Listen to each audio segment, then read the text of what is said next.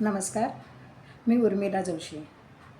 आज दिवसभर मार्केटमध्ये काय काय घडामोडी झाल्या त्याचा आज जरा थोडक्यात आढावा घेऊया. आज सकाळी मार्केट उघडलं तेव्हा 369.68 अंकांनी सेन्सेक्स 85,202वर, तर निफ्टी 92 अंकांनी घसरून 26,084.50वर उघडले. ही घसरण अपेक्षितच होती, कारण गेल्या आठवड्यात मार्केटने चांगली रॅली दाखवली होती आणि त्याचबरोबर आपण पुढे बघतोच आहोत काय काय गोष्टी आजच्या घसरणीला कारणीभूत झाल्या ते बघूच या. मार्केट नंतर बंद झालं तेव्हा निफ्टी 368.20 अंकांनी घसरला आणि 25,810.80नी बंद झाला, तर सेन्सेक्स 1,272 अंकांनी घसरून 84,299ला बंद झाला. मिक्स ग्लोबल क्ल्यूजमुळे सुरुवातीला गॅप डाऊन उघडलं मार्केट, पण नंतर मात्र 1,272पर्यंत खाली आलं. सेक्टर वाईज जर विचार केला तर ॲटो, रिॲलिटी, बँकिंग हे जास्ती पडले. आज जरी मार्केट पडलेलं असलं तरी आपलं सरकार स्थिर आहे, वित्तीय तूट कंट्रोलमध्ये आहे, करन्सी स्टेबल आहे, चलनवाढ कंट्रोलमध्ये आहे, फॉरेन इन्व्हेस्टर्स अजूनही खरेदी करत आहेत. तेव्हा मार्केट एक्सपेन्सिव्ह जरी वाटत असलं तरीसुद्धा आपलं मार्केट हे फंडामेंटली स्ट्रॉंग आहे. त्यातच आता हुंदाई आणि स्विगीचेही IPO येत आहेत. काही दिवसातच RBIसुद्धा पतधोरण जाहीर करणार आहे. त्यामुळे ह्या खूप चांगल्या पॉझिटिव्ह गोष्टी आपल्या बाबतीत घडणार आहेत. आता काही ना काहीतरी आपल्या जगामध्ये घडामोडी ह्या होतच असतात. त्याप्रमाणे काही भौगोलिक कारणंसुद्धा याच्यासाठी आहेत. मिडल ईस्टमध्ये असलेले ताणतणाव यामुळे मायनर करेक्शन येईल अशी अपेक्षा होतीच. अशा वेळेला आपण काय करायला हवं, तर कमी जोखमीचे जे समभाग असतील ते घ्यायला हरकत नाही, किंवा अगदीच जर आणखीन तुम्हाला सेफ राहायचं असेल तर म्युच्युअल फंडांमध्ये गुंतवणूक करायला तर काहीच हरकत नाही.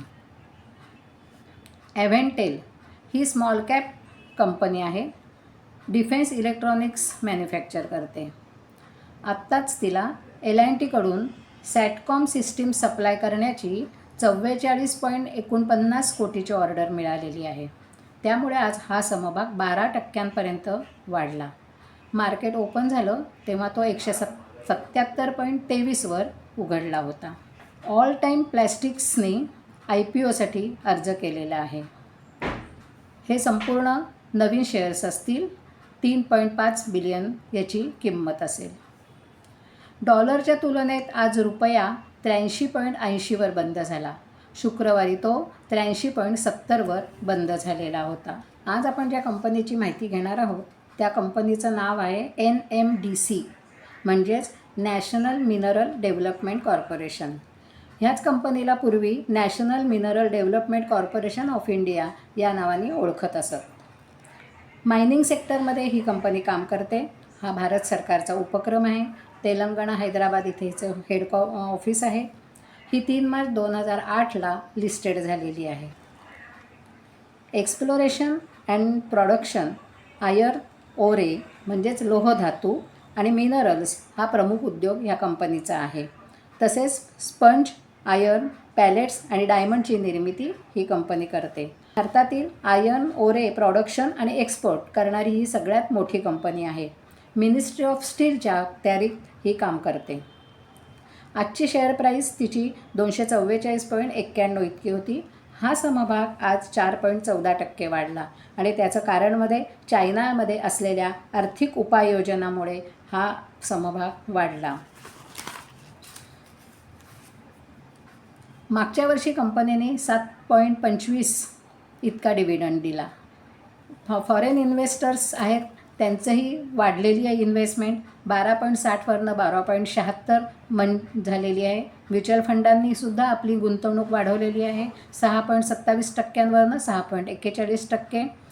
लास्ट 7 डेज म्हणजे मागच्या 7 दिवसांमध्ये हा समभाग 9.2% वाढलेला आहे.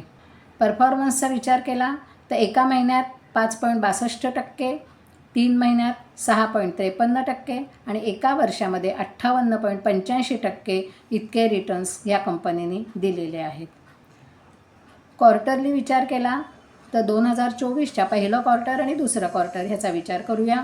नेट प्रॉफिट पहिल्या क्वार्टरमध्ये 1415.62, दुसऱ्या क्वार्टरमध्ये 1963.35 कोटी. रेव्हेन्यू 6449.31 कोटी.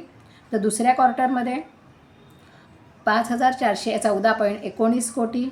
टोटल ॲसेट्स 29.89 हजार कोटी, तर 35.60 कोटी दुसऱ्या क्वार्टर्समध्ये. आणि टोटल लायबिलिटीज आहेत 7552.85 कोटी आणि 10.20 कोटी. प्रमोटर्सचं होल्डिंग आहे 60.79%, फॉरेन इन्स्टिट्यूशन्सचं आहे 12.76%, म्युच्युअल फंडांचं आहे 6.41%, तर रिटेल इन्व्हेस्टर्सचं आहे 12.12% आणि अदर्स 7.91%. 2023-24 इयरली EPS 18.90 रुपये, 19.01, ROE 23ला 22.89%, तर 24ला 23.59%, ROA 18.75%, तर 15.65% आणि BVPS book value per share 77.19 तर 87.54 इतका आहे. जपानमध्ये नवीन प्राईम मिनिस्टर आलेले आहेत. इस्रायलमध्ये ताणतणाव चालू आहे. चायना आपली आर्थिक घडी चांगली बसण्यासाठी भरपूर पैसा उपलब्ध करून देत आहे. ॲटोमध्ये इन्व्हेंटरी पडून आहे. ह्या सगळ्या गोष्टींचा विचार केला तर आता उद्या मार्केट कोणती दिशा घेतं हे पाहणं महत्त्वाचं आहे. तरीसुद्धा कुणीही घाबरून जाण्याचं कारण नाही, कारण जेव्हा मार्केट वर जातं तेव्हा ते कधीतरी खाली येणारच, हा निसर्गाचा नियम आहे. तेव्हा जेव्हा मार्केट असं खाली येतं पडतं तेव्हा जे चांगले समभाग असतात की जे मार्केट वरती असताना आपण नाही विकत घेऊ शकत त्यावेळेला ह्यांचा नक्की विचार करावा. तेव्हा ते समभाग विकत घ्यावेत आणि जेव्हा मार्केट वर जातं तेव्हा प्रॉफिट बुकिंग करून छान पैसा मिळवावा. या नोटसह आज इथेच थांबूया. नमस्कार.